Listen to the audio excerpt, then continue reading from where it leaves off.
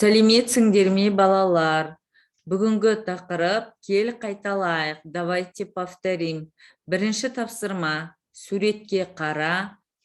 Смотрите на рисунок. Тыңда, слушай. Қайтала. Повторяй.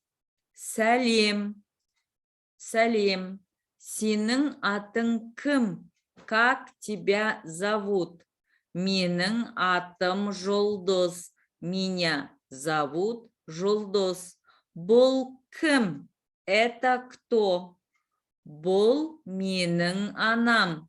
Это моя мама. Бұл не? Это что?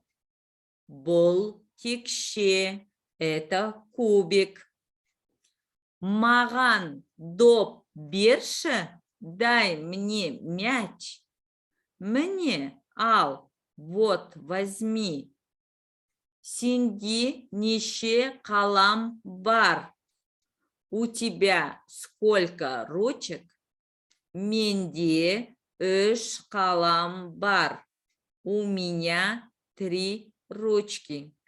Сен неше жастасың? Тебе сколько лет? Мен 6 жастамын. Мне 6 лет. Кім отыр? Кто сидит? Әжем отыр.